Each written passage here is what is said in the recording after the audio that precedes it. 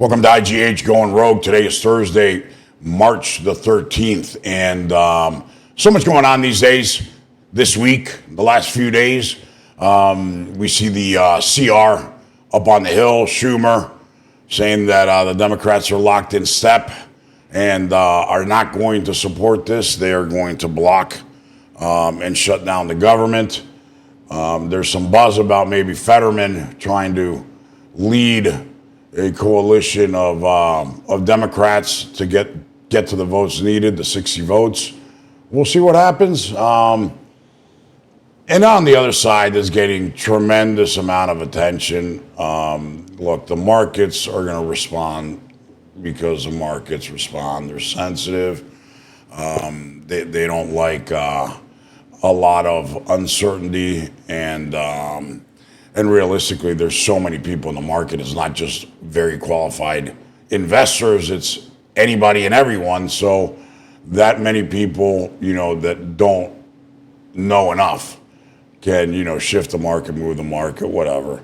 But there is no trade war. Maybe Canada believes they are in a trade war, but they're irrelevant. They're a joke.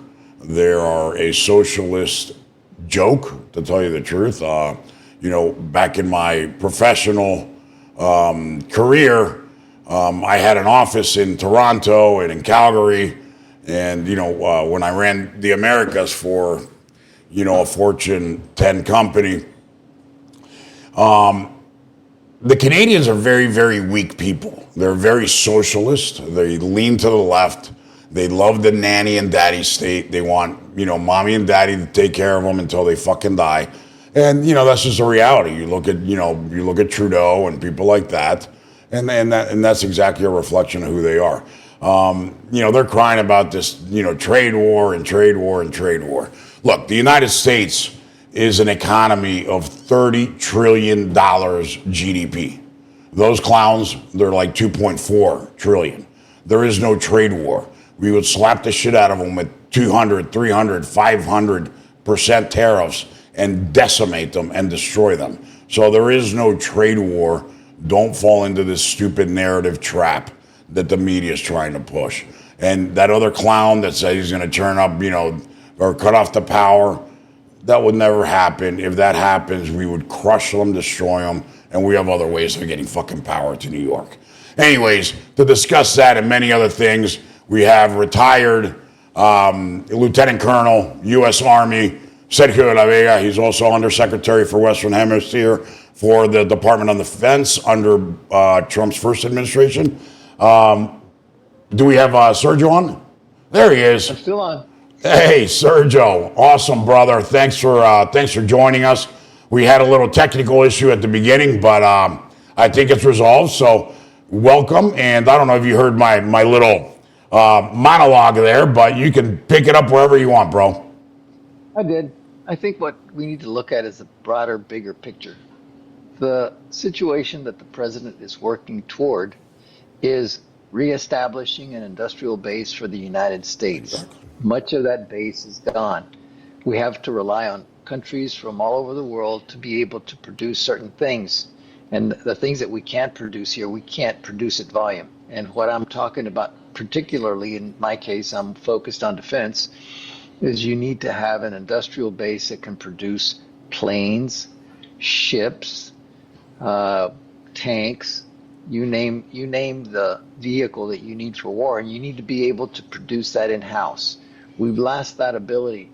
Much of our industrial and production base has moved offshore, and what the president is working towards is to bring the industrial base back. You want to be able to build ships, you want to be able to build planes, and you want to be able to build tanks and armored personnel carriers. And I'm just looking at the defense side of it, but he's looking at the bigger picture, which includes a lot of other industries that have left.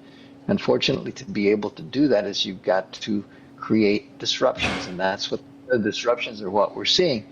And the tariffs may or may not be a mechanism to create leverage, but I look at the broader picture, which is we need to get our industrial base back on track because modern war is going to be different. And You have to start also looking at the platforms that you're going to be creating, because ships are going to be more vulnerable. If you have a big piece of metal floating on the water and there's another sharp piece of metal that can poke a hole in it and make it go down to the bottom, the people that are on that piece of metal are going to go down to the bottom of the water.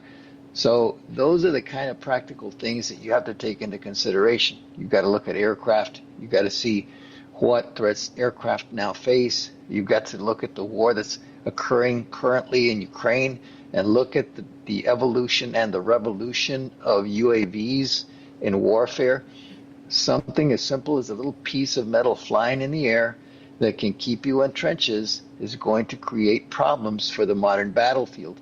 And if you have systems that can poke holes in those said boats that I mentioned before, if you're trying to get from point A to point B, it's going to be more difficult. One of the things that happened during World War II, and I take this from Victor Davis Hanson, it's not an original thought. He said the unique thing about the United States is it could get to Europe, it could get to Japan. Japan could not get to the United States, and Germany could never get to the United States. So before you pick a war with somebody, you want to be able to have the ability to come over and put your feet on the ground in that country. So there's a lot of things that are in play now that we have to start looking at from the defense side of the house. And one of them is, how was it that we were able to win the war? It's because we had an industrial base that was par excellence, second to none. Yeah, and that's a great that's a great opening statement or analysis, Sergio. I appreciate that. You guys in Trump 1 did something, during COVID, DPA, right? Defense Production Act. Do you think he invokes that again? Because you're touching an issue that, look, I understand that issue very well. I was pretty involved in a lot of the FTAs, a lot of the free trade agreements, and that was one of the criticisms about the FTA. Is okay, we're going to start getting cheap product, but we're going to lose, a lot of jobs.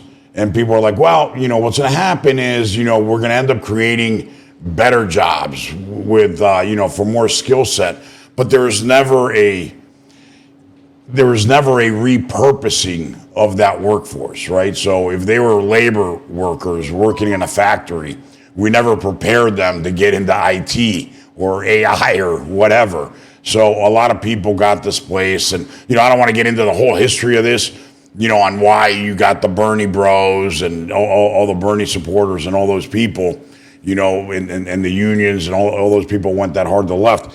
But something that Trump did during DPA was he put Mauricio Claver, right, from NSC, he put him over at the president of the Inter-American Development Bank.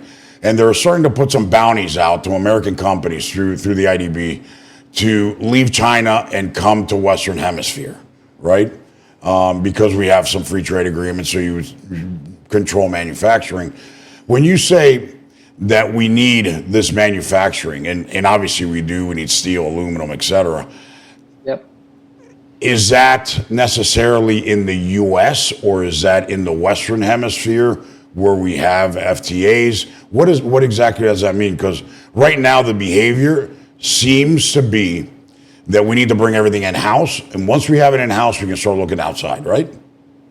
Well, bringing it back in-house comes at a cost.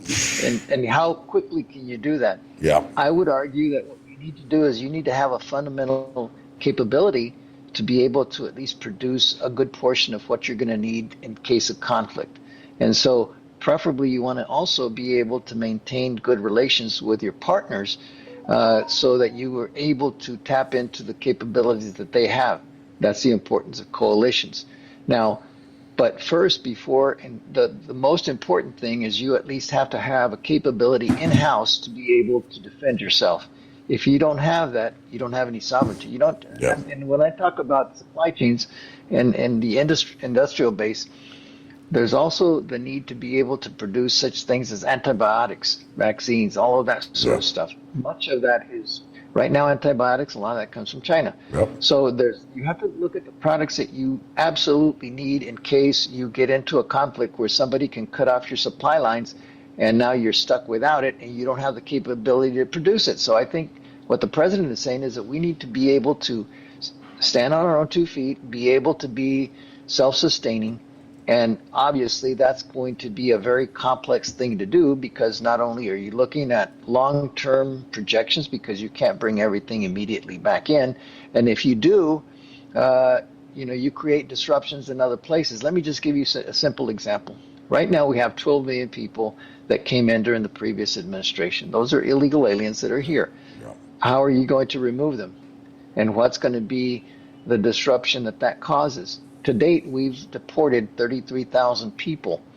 If you go by the best estimates, by the end of the next, by the end of the next the end of the first 2 months, which is in a week, we will have deported, let's say optimistically, 40,000. Yeah. 40,000 over a year span is 240,000, roughly, a quarter of a million.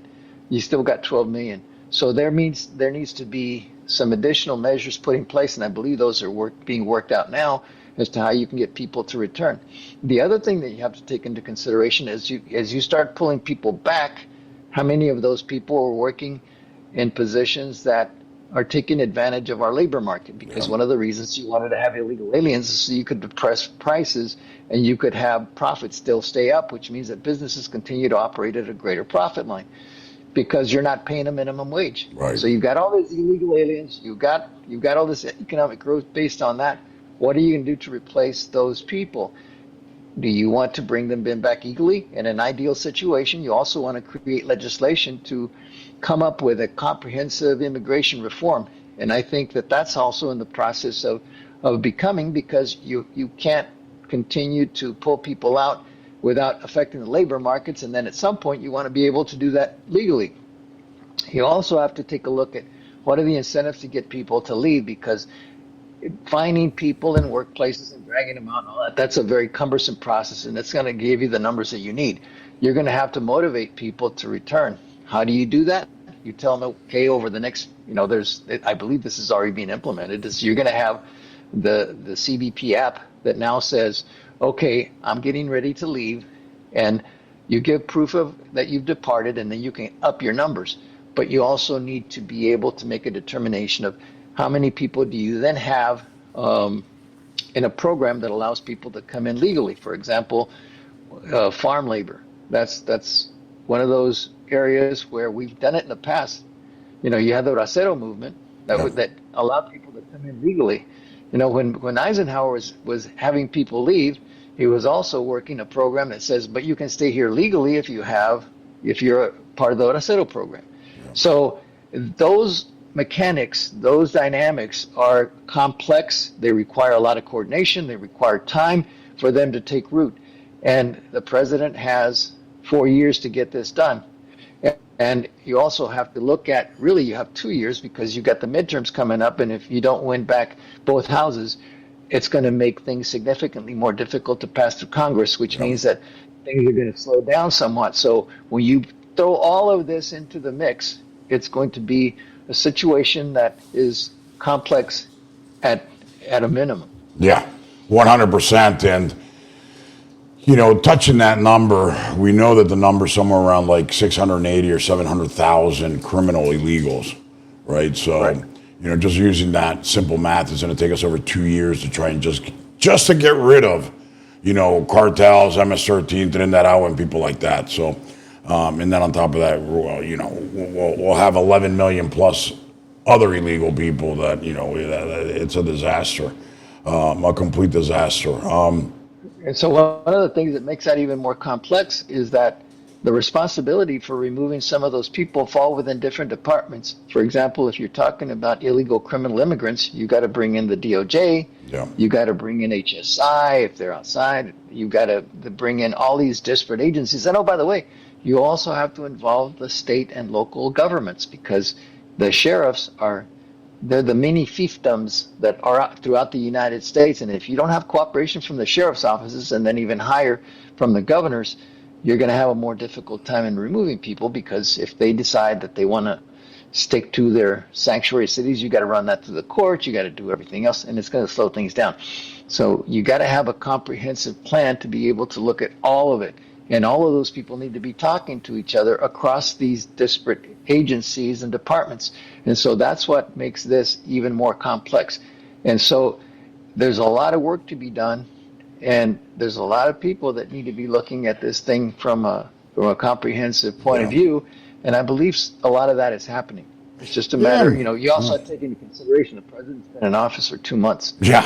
So, Yeah. so everybody's saying, well, look at everything's I falling know. apart, everything's horrible, everything's not working right. Well, you also have been in office for 2 months. You don't even have a full complement of people. Not in all the even, right? positions and Because departments. like I was telling somebody yesterday, because they were like, yeah, everyone's freaking out that, the market's going to hell and the prices aren't coming down. I said, you do realize that he swore in January 20th. Right. It hasn't been 2 months. It's been a month and change. It's been weeks. Yep. I said, you got to give this guy, like every president gets his honeymoon period of 100 days.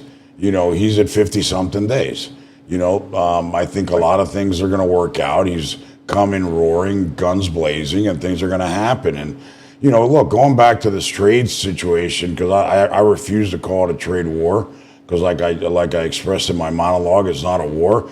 Like if the United States were to take on, Cuba or Barbados, that would not be a war, right? It would probably be considered a war by one of these islands, but for us, it would be probably a military exercise because it would be So, so overwhelming. So so let I me don't let want me to, I don't want to, I don't want to. I don't want to fall into the narrative, Sergio, of saying that we're in a trade war with Canada because we're not. We're just so astronomically overpowering. The issue is, and I just want to get into this, and then I'm going to let you go. What people don't understand is what the president is looking for is reciprocity. So if they're charging us correct. 100% for wine or spirit or bourbon or just for an example, and we don't charge them, anything or charge them 7% or 10, there's a trade imbalance, right? So he's just saying, let's bring parity and let's bring reciprocity. If you're going to charge me 15%, I'm going to charge you 15. If you're going to charge me 100, then I'm going to raise mine to 100, and I think that's fair. And sitting there, calling the president out and saying that he's, into protectionists and all that. You look at last year with Biden, I don't know if you know this number, but the trade deficit was almost $1 trillion. It was 900 plus billion dollars in trade deficit. Not with Canada, with the world, right? So these are huge, huge numbers. This means that there is almost $1 trillion that are leaving the United States that are not coming back. And that's not good, Well, right? well, I think more important than the deficit is the debt. Yeah. And as I pointed out before, when you're $36 trillion in debt, you've got to do something to trim it down. And so some of these changes that are occurring are setting the stage for us to be able to pull back on our spending. And if we don't pull back on our spending, think about this. I was explaining to somebody yesterday that, when I was 9 years old, I was a cotton picker, and I did 5 cotton picking seasons. And when I was doing the cotton picking, it was done because my mom and dad said, "Hey, if you guys want clothes for school, you're going to have to earn them." So we would go pick cotton. My mom would put clothes on layaway, and by the end of the cotton picking season, we'd have clothes. Now, back in those days, that was our credit card. You got the stuff when you finished paying for it. They would just set it aside for you. You'd pick the specific thing, they'd put it into a little box, and then when you paid the money, you got the stuff out of the box. Today, we are spending at a 123 debt to GDP ratio. That means we are writing hot checks to the tune of 23,000, or I'm sorry, 23%. And so that's not sustainable. And that's, we were cotton pickers, and we had enough sense to know that you don't spend what you don't have. Yeah. But yet we, as the most powerful nation in the world, have not learned that lesson. And we're not even in a crisis. The last time that we spent at those rates was during World War II. So we need to reel in spending because we cannot continue to do what we've been doing. All of these things pose significant challenges to the president. So when you start thinking about all the things that are on his plate, he's trying to end 2 wars. He's wanting to reinstitute a solid industrial base for the United States. He's looking at labor. He's looking at immigrants. And by the way, those immigrants were brought in here so that you could turn the tide of how people affiliate with their parties. If you bring in a bunch of people and you're putting them up in hotels in New York, and you see them coming up with their Biden T-shirts, I wonder if that sends a message. This is a good way to be able to get a lot of voters, and that's done by design. And so that's got to turn around, because we need to be a country that's of the rule of law, a country that spends in accordance with its means, and especially when you are the world's reserve currency. As I pointed out before, if you look at the service to our national debt, it's equivalent to our defense spending. That's not sustainable. We've got to stop that. We've got to turn that around. And then you also can't have wars burning out of control, because if we get involved in a war, it's very destructive, and it's just a sunk cost, because it's about destroying things. People say, well, after World War II, we were the top dog. Yeah, because everything else was destroyed. There was nobody else to compete with. The only people that could produce anything after World War II was the United States. And of course, our economy is going to go up, because everybody needs to buy the stuff that we're producing. But what happens if you happen to be on the losing end of things? Yeah. That's something that you have to take into consideration. Just one anecdote on wars. You never want to get yourself involved in unnecessary conflicts, because we don't do well in unnecessary conflicts. If you look at a little country, El Salvador. El Salvador is the size of Massachusetts. Yeah. If you remember back in the early 80s, when they were involved in a civil war, and then we were involved doing some training and things like that, all of our attention was focused on El Salvador. A lot of money was spent on El Salvador, and you don't need to have that kind of a distraction. Wars are messy. Wars never turn out the way you think they're going to turn out. Look at Afghanistan. We thought, hey, we're going to go in there and we're going to chase down Osama bin Laden. We're there for 20 years. Yeah, and we thought that we were going to turn that into like, New Connecticut or something, right? Well, exactly. So my point is, don't get involved in foreign entanglements. If you're going to go after somebody, go take care of it and get out. Right. If somebody, because the alternative is you're going to get yourself bogged down, and it's going to be messy, and it's going to be costly. And look at how much look at what it's done to the United States. Look at the money that we spend on Iraq and Afghanistan. Yeah. So we don't want to get involved in wars. Avoid wars, but you also want to let people know, if you mess with me, that's not a good idea.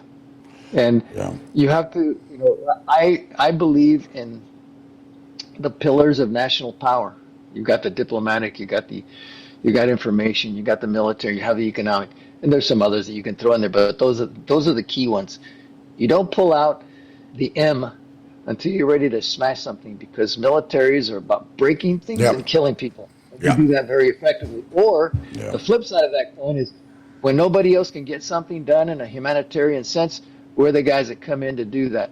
So use us sparingly, use us only when you absolutely need to, and we are here to make sure that this nation stays the greatest country in the world, and one that is practicing the rule of law and is somebody that you can set as an example, and I think we are. And the only thing is that in making these adjustments, because we've been thrown out of kilter because of profligate spending and not being able to sustain ourselves in case of an emergency, we're not in a good place. So that's the adjustment that President Trump is making. Wow, that was fascinating. You've touched so many things that I want to go back to. First of all, I want to say this. I want to say thank you for your service. You made me very fucking proud a minute ago when you said, the military were really good at breaking things and killing people, and that is the truth, and that's what makes America the greatest fucking country in the history of the world, because nobody can fuck with our military. So thank you very much. We have to go to commercial break, but when we come back, Sergio, you said something that was very key, very important, and you touched it subtly, but me and you have talked about this offline in the past. I think it deserves a deep dive because everybody talks about it, and those of us that mention it get thrown into the conspiracy theory zone. So we're going to be right back. But if you destroy this person's country and they still want to fight, like we could have left Afghanistan, we could have left Iraq, we could have destroyed, leveled that place, turned it into a parking lot, into a big pile of rubble, and left. we didn't, and they continue to fight us, right? They never gave up. But if we would have left, we would have left them, in ruins and be done and called victory. We could have said, you know what, we won, we beat the shit out of them, see you later, let's go party, right? And, they're left to go lick their wounds and figure shit out on their own. I mean, we technically would have won, but we didn't. We stayed, right? Which was a huge mistake, I think, because the big mistake was we left the way that we did, and this is what President Trump has been saying. Do not get yourself involved in wars where you're not going to go defeat the enemy. Do not get yourself in foreign entanglements that just have you bleeding money and American lives. For what reason?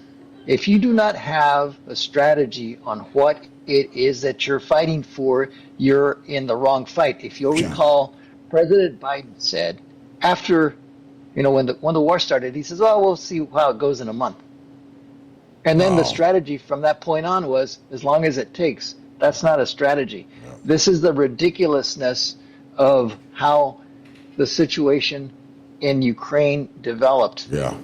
So then all of a sudden you had to ad hoc everything. You had to fly, had to do sea to the past navigation, and then you got enough for the Europeans to realize, oh my goodness, this is in our backyard. This is at our frontiers. We're going to have to deal with this, because if you look at the history of Europe let's just go back 1,000 years. You can go beyond that. But just the last 1,000 years, that's easy to keep track of. When was there a century in the last millennium where Europe has been at peace? I can only think of a couple of respites, and one was after Napoleon was defeated in 1815. That went all the way to 1853, if I'm not mistaken. I think it was 53 when the Crimea War started. So that was a brief break in the hostilities, and so Europe has this habit of getting itself into wars. So when you start seeing these things with Russia invading another country, there's the other countries have to respond.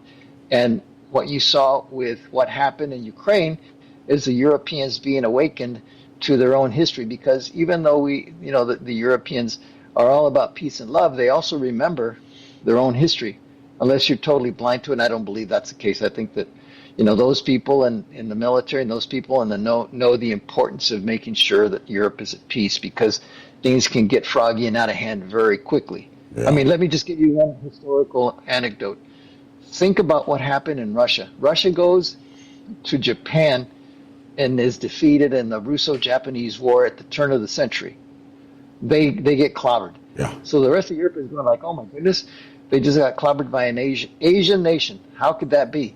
And the next thing you know, things get out of hand, the squabbles start, and next thing you know, you start World War I.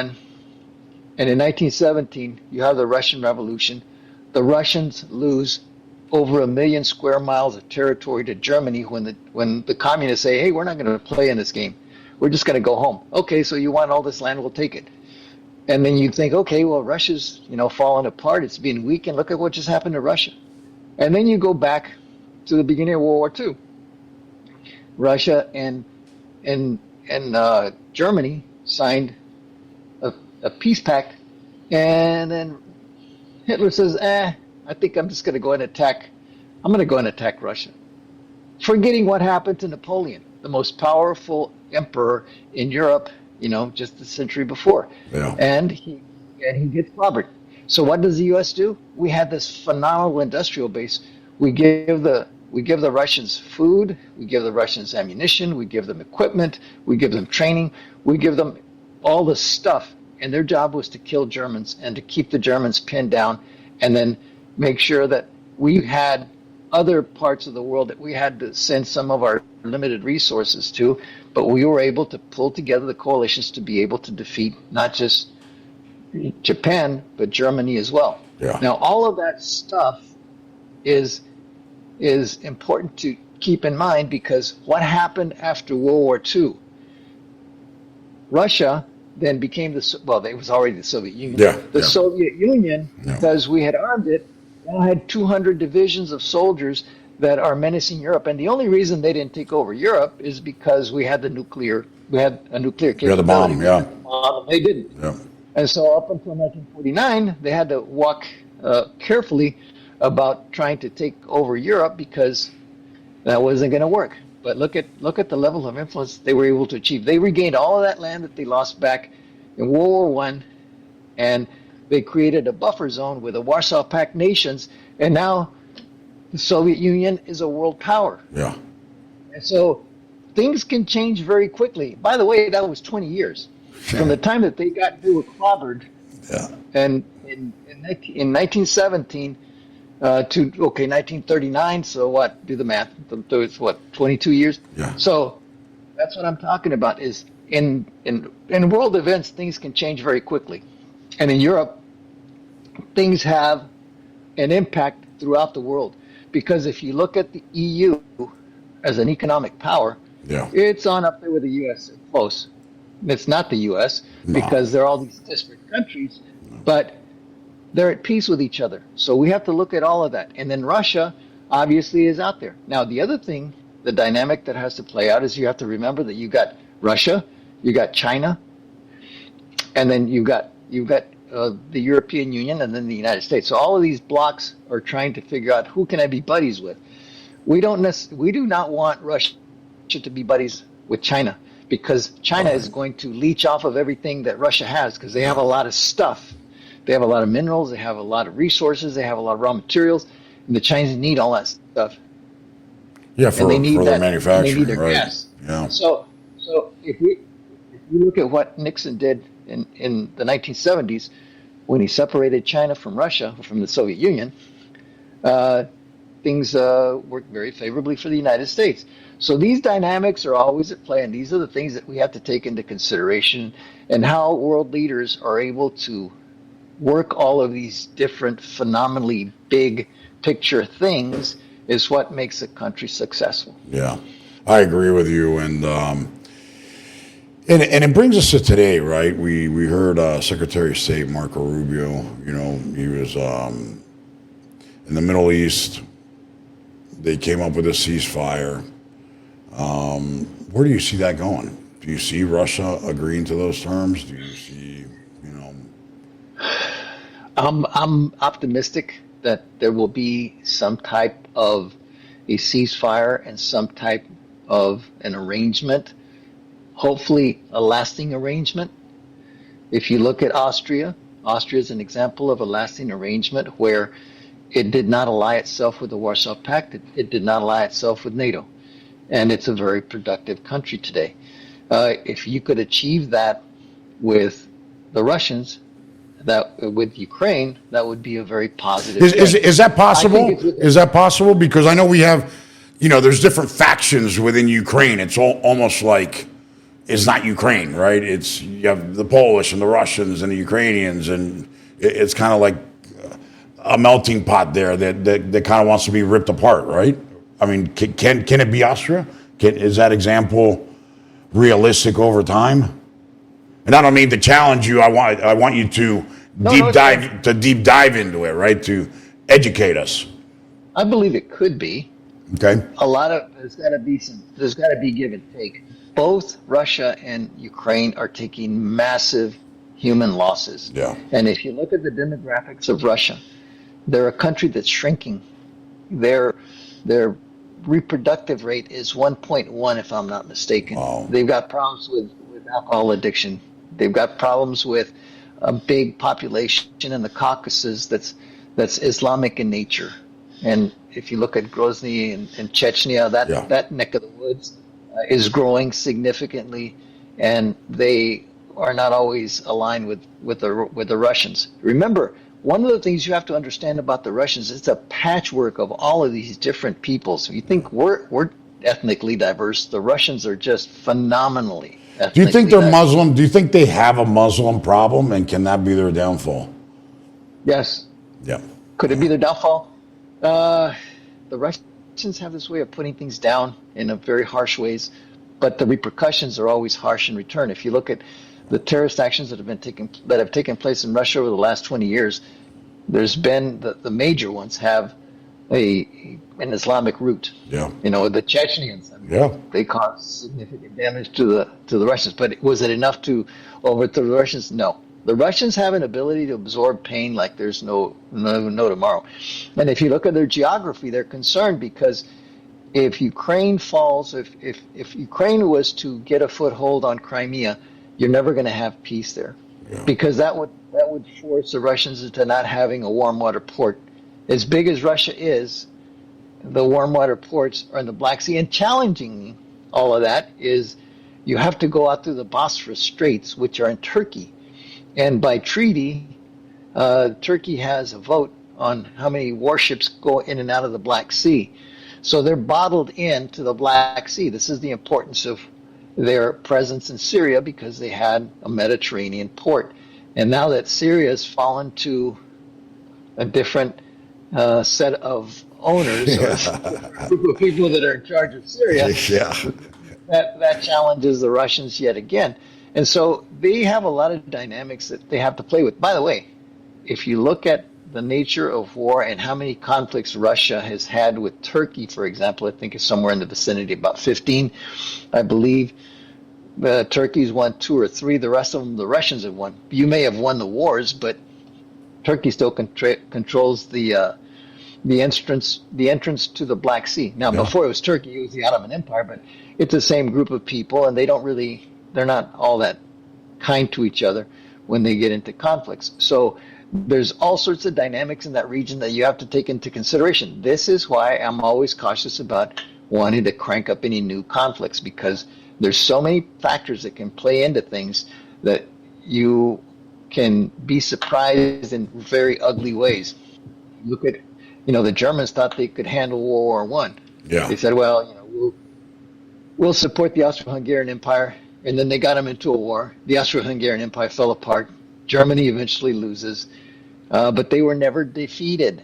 Right. It was a ceasefire, really, if you look at what happened in Germany. Now, they were defeated to a point, but when you look at the Treaty of Versailles, it wasn't a good treaty. There was still, remember, you never put your foot onto German soil, and they remembered that.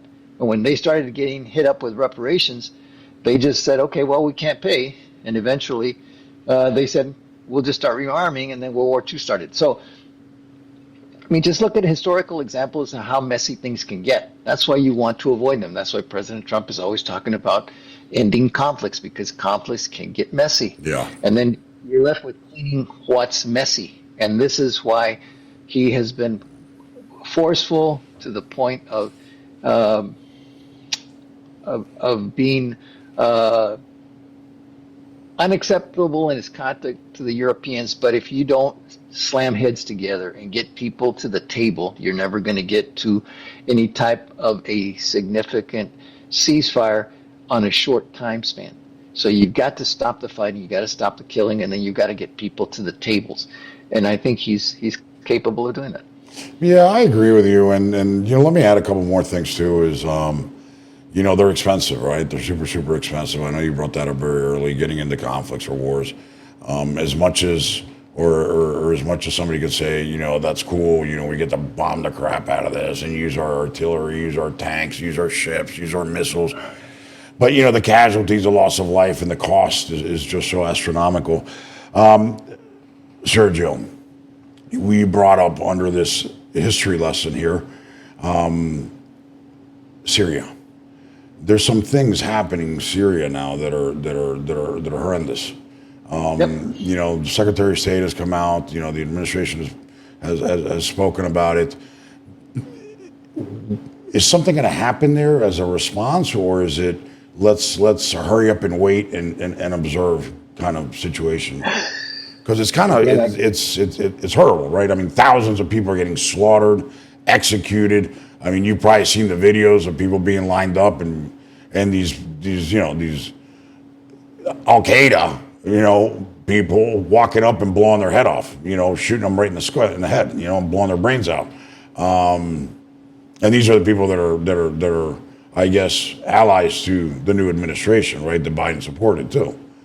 So I'm gonna reiterate my position on all of this, and that is I speak for myself, not for the administration. And I Yep. don't want to get ahead of what the administration will or won't do. They have their own timelines. They're looking at their own threat streams. They're looking at U.S. interests, and they're keeping tabs on all of that. And so that's going to be the president and the secretary, through the Secretary of State, as to what position we're going to take, because they're the ones that drive the train. Obviously, the situation in Syria is getting significantly more critical, especially the way that they've been going after their opponents, or their former opponents, which was the Alawites, and now there's the same thing happening to Christians. So, how we deal with that? We do have some leverage points. They want to get worldwide recognition as a nation state, and so you could maybe get involved in some kind of negotiations. There's always things that you can do to leverage the president of Syria to clamp down on those people that are causing all of this grief. But again, I don't want to get ahead of the administration. I think it's important that we keep an eye on Syria, because that means instability in the Middle East, which has always been a place of instability. Yeah. Last century. Is it better off without Assad, or was it more stable with Assad? I mean, good dude. The $10 million question, Sergio. Right? I mean, it's like were we better off without Gaddafi or with Gaddafi? Right? Is it with Assad or without Assad? It's man, what a complicated region. I don't think that region has ever been at peace ever in its history. I'm not even going to try and answer that question. That's why, thank God, we have you on the show that is very capable of at least giving us a very educated answer back. Well, thank you.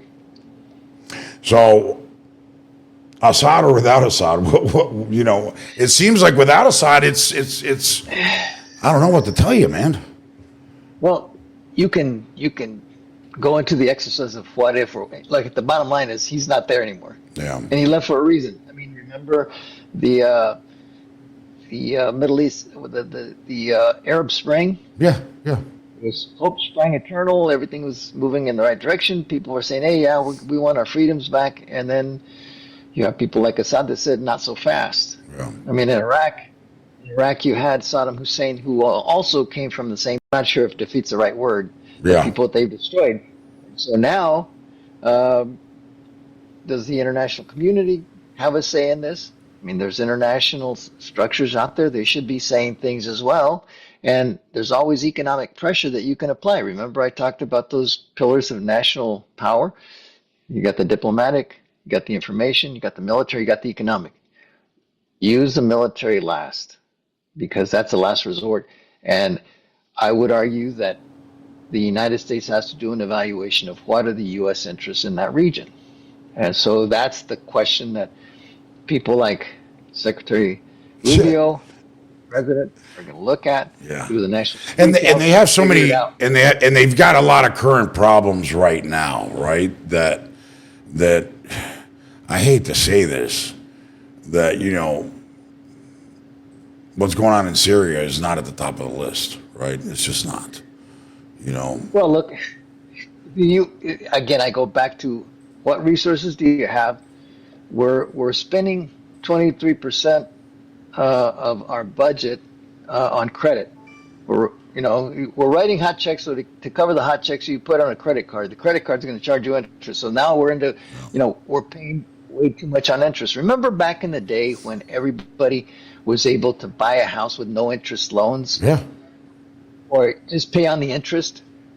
Think about the house of cards that creates when that person is no longer able to cover the interest payments on a house that he's never going to own, or he or she is never going to own. And so you have to look at, how do I optimize on what resources I have available? What is it that I'm trying to do to make sure that this nation state stays safe and prosperous? And that's the challenge that the president is facing, and we've mentioned them. He's got a lot on his plate, and you got to rack and stack priorities, because at the end of the day, if you run a household, you're going to say, okay, how much am I going to spend on food? Because you got to survive. How much am I going to spend on shelter? You got to have that over your head so you have a comfortable place to live. And how am I going to get from point A to point B? You got to have transportation. You got to be able to pay for it. And then you start looking at all the other stuff. Yeah. And so I would argue that you've got to start looking at our priorities first. How do you take care of the American people? How do you keep them safe and prosperous? And then you can do a better job of laying out those priorities. And when you're looking at, is it my responsibility to fix everybody else's problems?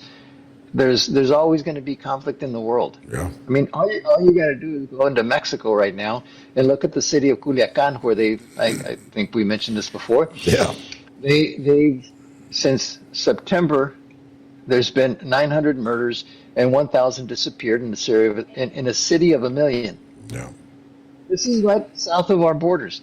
And Sergio, you know what? You read my mind, brother. That's why I love having you on the show.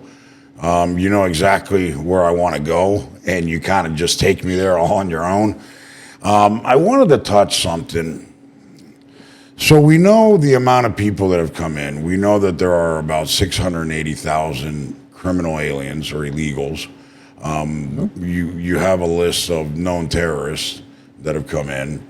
Out of that 680,000, there are a bunch that are tied into not only gangs like MS-13 Trinidad, but a bunch of them work for cartels, right? For, Jalisco, Guadalajara, Juarez, whatever, right? And when, Sinaloa, you start looking at all that, and you're just talking about Culiacan, is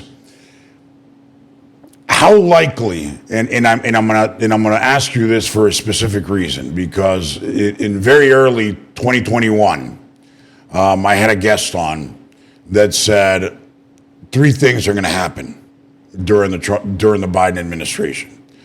They're going to test them. Russia is going to test them and probably take Ukraine, and it happened. He said the Chinese are going to also test and try and make a move on Taiwan. That did not happen, even though they put pressure. And we're going to see Iran a lot more active and really trying to create a war. And that didn't happen. Thank God, right? But there was a lot of tension, as we know. He also said something. He said, I suspect that we're going to get hit in the homeland one more time. And I said, what do you mean? Like,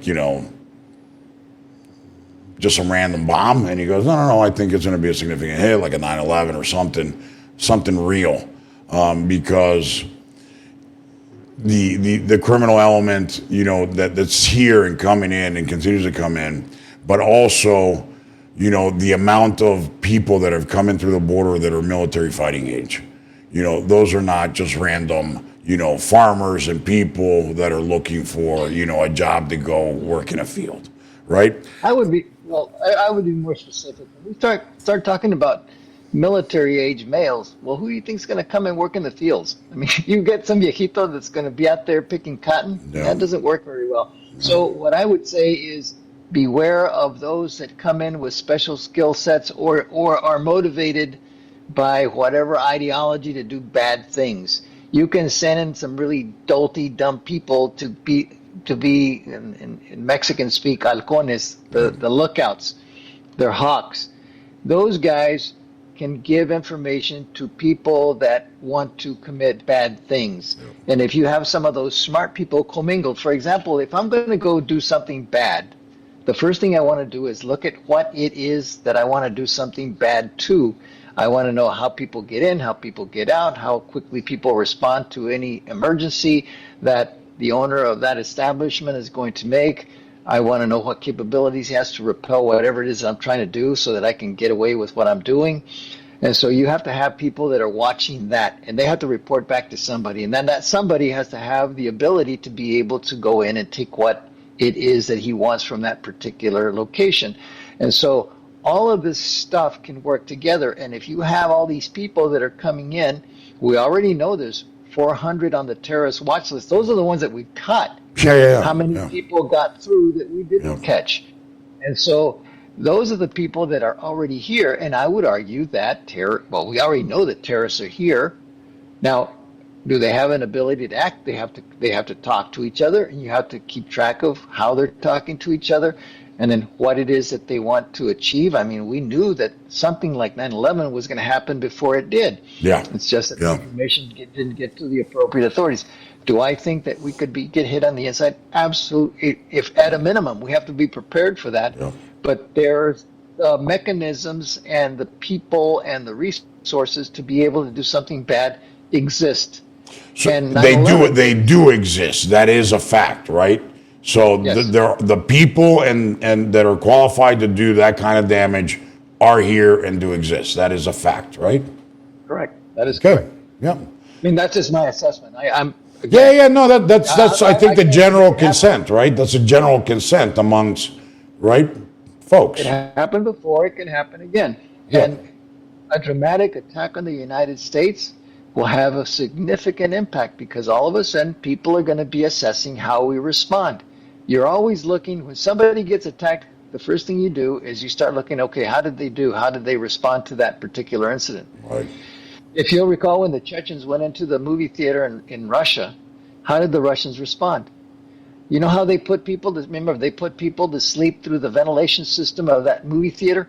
Yep. Or what they did is they pumped fentanyl into the theater. Wow. And the problem is when the Russians were there waking people up because they fell asleep, they aerosolized the fentanyl and people just passed out. And then they came in with Narcan needles poking people to get them back up and running. The problem is that they didn't bring enough, and some people died because they got fentanyl poisoning. Yeah. So, we know that. So we analyze that and we say, okay, what does this say about their capabilities? People are always looking at how you respond to things. And so when things happen, you see, okay, how did that country respond to that particular attack? And so there's always this constant analysis. But the fact that there are individuals in this country that could cause a U.S. harm is a reality. Yeah. And so it's the job of our institutions to track those people and find out where they are and make sure that you prevent them. A lot of stuff is not known to the public because there's so many things, there's so many horrible things that are intercepted and not acted upon because we have people whose job it is to keep us safe. And so you only know when they fail. Yeah. And so this is why people say you may be successful at preventing something 99% of the time, but it's that 1% that really puts you in a pickle, and that's what happened during 9/11. Yeah. I think there's been plenty of actions taken against us that have been prevented because people were alert and awake, and you kept people from doing bad things. Yeah. And so we don't always know about those. Let me ask you something. How we face. Let me ask you something, and I agree with you, by the way, because I think every day, or at least every week, there are multiple attempts that are intercepted and prevented and stopped, right, by our intel agencies, or our law enforcement agencies, or our military, or what be it. My question is this: you know Western Hemisphere very, very well. You were Undersecretary of Defense for Western Hemisphere. You obviously understand Mexico and the cartels and the rest of the region. There seems to be a lot of sable rattling on our side that we'll go take out and destroy the cartels. Look, I think it's a great thing that the president put the cartels on a terrorist list. I think that's super important. But people thinking that we're just going to go in and we can decimate them. I don't know if it's that easy. And right? That's why I'm asking you. And then this is a loaded question, brother. So I'm sorry, but what better person to throw it at than you, right? There are hundreds, if not thousands, of operatives of each of these cartels here in the United States that would retaliate. If that were to happen, would we start seeing car bombs like we did in Cali, Medellin, and Lima, in so many other places, and that violence like we've seen in Juarez and other places in the United States play out in the streets in the U.S.? there's a lot of what ifs. Yeah. Let's, but I That's think why I you have said to, I told you it was going to be a loaded question, man. So, so you have to understand the environment. And so what you have in Mexico is the cartels. yep, They are the wholesalers. yep, In the United States, we have gangs. Those are the retailers. In between, we have liaison officers, if you will, for lack of a better term, yep. that are the interlocutors between the Mexican cartels and the gangs in the United States. So let's look at a gasoline distributorship. You got let's just pick one. Let's say Exxon. Okay, and by the way, I hope Exxon doesn't get all offended with me using it. Let's just say Acme Gas Company. There you Acme go. Gas There you go. Company Yeah. has a big supply of stuff. Yep. That supply of stuff has to go to the different customers. So the big supplier has a big it's a sea tanker, and then they put those into 18 wheelers, and they take the 18 wheelers to distribution points, and then those distribution points provide those to the retailers. Or the wholesalers turn it to the retailers, which are the gangs, and you get different gangs. There are gangs all over the place. So this is why it's such a difficult problem to solve, is because you have these disparate gangs that control turf in the United States, and they're the guys that are distributing for particular neighborhoods, and that means that you're supplying.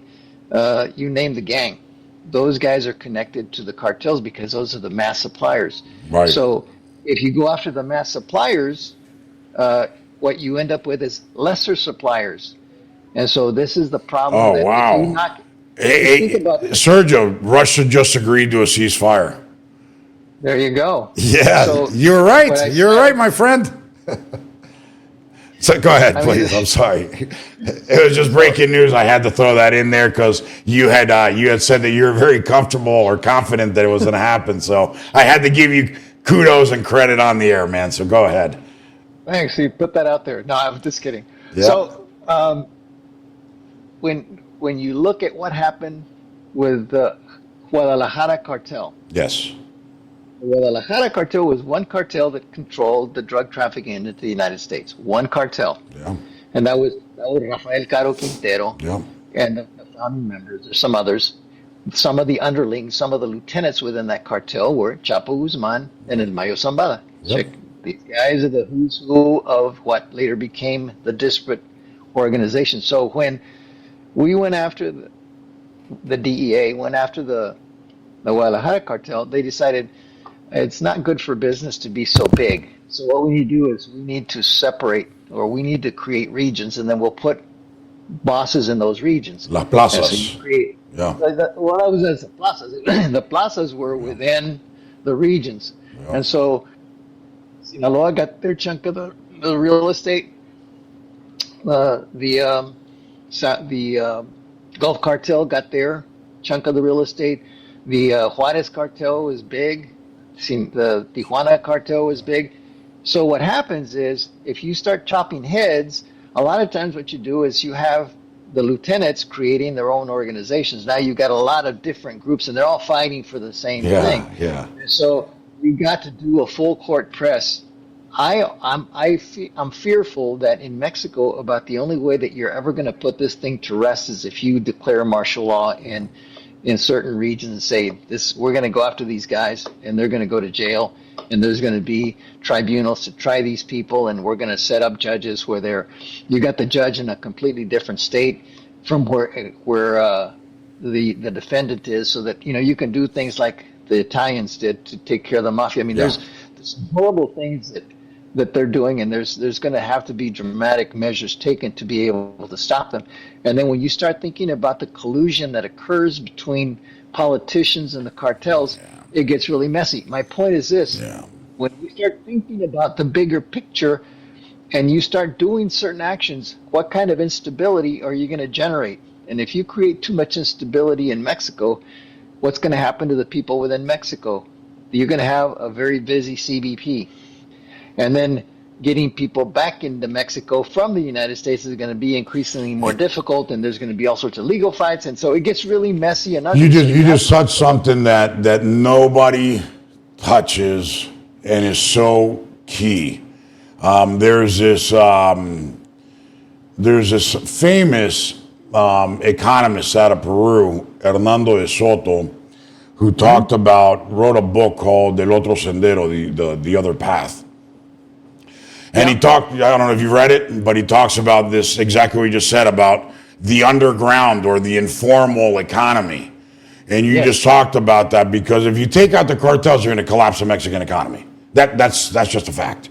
You know, and you're going to see, we're going to see 10 million people at the border in 90 days, not in 4 years. You know, if we don't know the repercussions of destroying the existing cartels, so we need to be thinking our way through that. And how are you going to help solve that problem? I would argue that the best way to confront the cartels is a collaborative effort between the Mexican government and the U.S. government, coming to an understanding. This is what we both have common interest in getting these guys under control, because you've got plenty of support in Mexico right now. Because if you look at the people that came out into the streets of Culiacan, because three of the people involved in the violence was two little boys and their dad, who were murdered by cartel members that after coming from a party. And they said, well, what were they doing out at 12 o'clock? Well, excuse me, you have the right to move around without having to worry about getting killed. And they had about 10,000 protesters in the street protesting against the governor of Sinaloa. Yeah. That means that the Mexican people themselves are fed up with the violence. Yeah. And so done in a way that's collaborative, you can say, okay, let's see what we're both interested in. And this comes amidst all of the trade issues that we're having to contend with. Because remember, Mexico is our number one trading partner. Yeah. And as we think Canada has got issues, Canada is a number two trading partner. Yeah. There's a lot of companies that are tied at the hip for all of that. And a lot of jobs, right? And a lot of jobs that depend on it. I mean, we have U.S. manufacturing in Mexico. We have U.S. manufacturing in Canada. So, you know, it's not that plain and simple. But I know you got to run. But I wanted to bring up this, and that's the only reason, you know, is, you know, I want to have you back, and I really want to deep dive into this cartel stuff, because I know from a military perspective, you understand it differently than when I bring in friends from DEA or Homeland Security or ICE or whatever.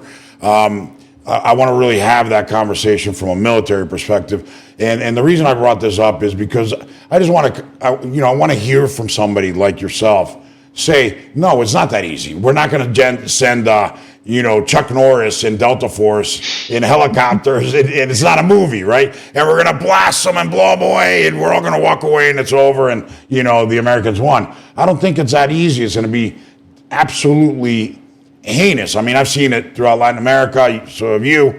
Once car bombs start blowing up in streets and malls outside of shopping centers, it's not a pretty sight. It's not, I don't think, something that the American people are used to or prepared to handle and would take very well, right?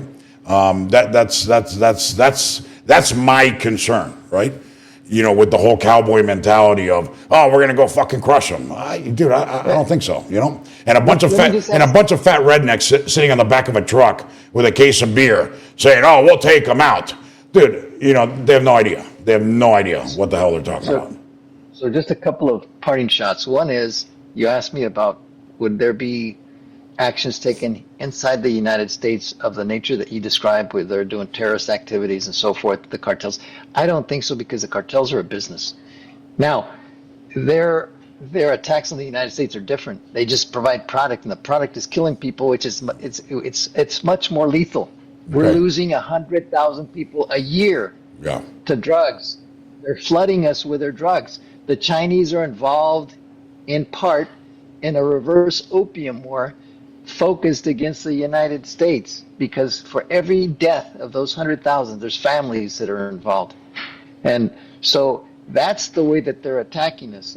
You have to look at this asymmetrically. This is not a war. What I was referring to in retaliation is, if we go in militarily and try and take them out, you don't think they're going to respond here? They're going to have some of their people, their capos, whoever, plant a bomb here and there, or random acts of violence? You don't think they would do that? I mean, if there's a target of opportunity, it may be, but I don't see it that way. Okay. I see they're on a different battlefield. Okay. They're in a different environment. And the other thing is, you mentioned about I don't know about rednecks. I kind of what define a redneck. I mean, I Hey, just people, they call me the Hispanic redneck, man. So it's no, all good.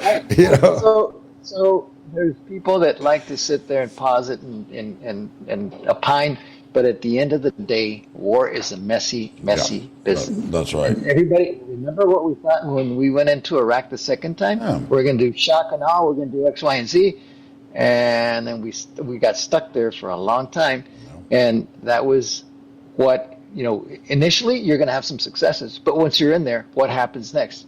And even if the Russians don't put an end to this conflict, if they think the Ukrainians are just going to roll over and say, okay, that's pretty cool. If you look at World War II, when the Germans invaded Ukraine, they stuck to the cities because every time they went to their cars, they were worried that somebody had planted a bomb.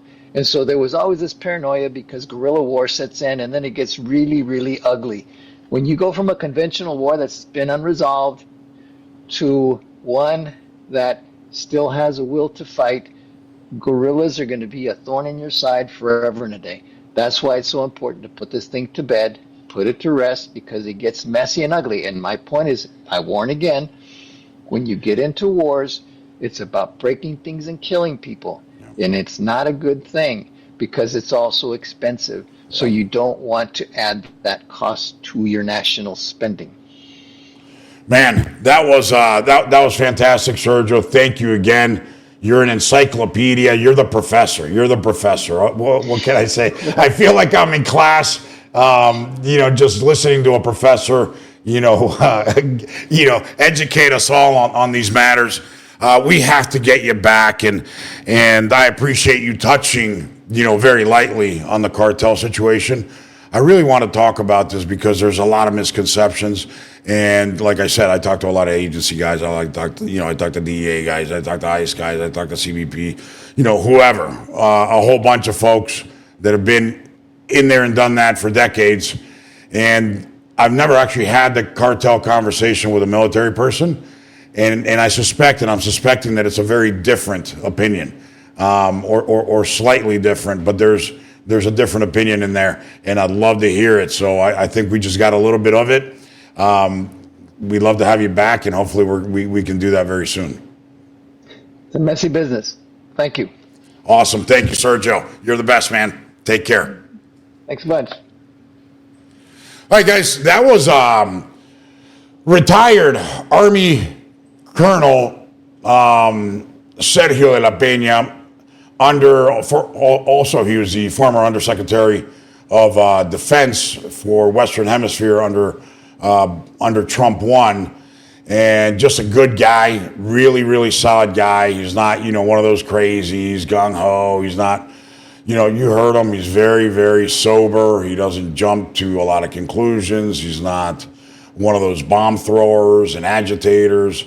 He says it like it is. He's very matter of fact, and he just his grasp on the issues, on history, is very refreshing. That's why we like having him on the show. We had him on, in the past with Battleground multiple times, and we're going to have him, on a regular basis, hopefully, on Going Rogue. So it'll be fun next time we talk to him because, like I said, we just telegraphed it. We hear from so many agencies, law enforcement agencies, DEA, CIA, you name it, with their interactions with the cartels. Never really heard it from a military perspective. I think we should. Interesting that he says that he doesn't believe that there would be a retaliation if we go after the cartels militarily and attack them in their, in Mexico or wherever and start blowing them to hell. Which is kind of different from what we've heard from agency or DEA guys or ICE guys or whoever. So, we'll see. We'll see. Let's we're going to get him back. We're going to deep dive into that, and we're going to hear why he thinks that wouldn't happen or why he thinks it would. And he did say that there are known terrorists here with the resources to conduct a real massive hit, a la 9/11. he also said, hey, there's attacks that are probably prevented every single day, and we don't hear about it. We're only going to hear about it when we get hit. So hopefully that doesn't happen. But we're going to have him back soon. And guys, tomorrow, look back to regular schedule, Law Enforcement Friday. I think we're having Victor Avila join us, former supervisory special agent with ICE. There's some captures that have happened, and a lot of busts with Homan.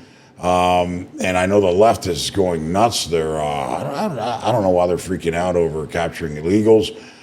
We can talk about this Gaza character out of Columbia University. You heard Marco Rubio sit there and said, hey, just because you're here on a visa doesn't mean we can't kick you out. Nobody has the right to be here unless you're a U.S. citizen.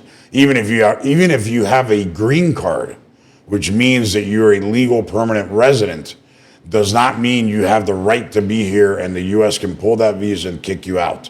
So just so those that don't know and don't understand, they're like, he came in here on a student visa. They're trying to silence him. No, the guy is supporting a terrorist organization, and we're throwing him out because look at the shit he's doing in U.S. schools and campuses. So we'll talk about that and some other things, but hopefully you enjoyed the show. Make sure you watch us on Rumble, on YouTube, and you follow us on every single podcast. We're crushing it there. The last ranking we got, we were 187th out of over 4 million podcasts. So keep on downloading us. Keep on following us. Please share with your friends, family.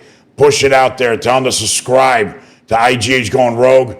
And they'll get notified every time we put an episode of podcast. We're on Spotify, we're on Apple, we're on iHeart, we're on Spreaker, we're on Pandora, we're on Podbean, Podchaser, Amazon Music, Audible. I don't know.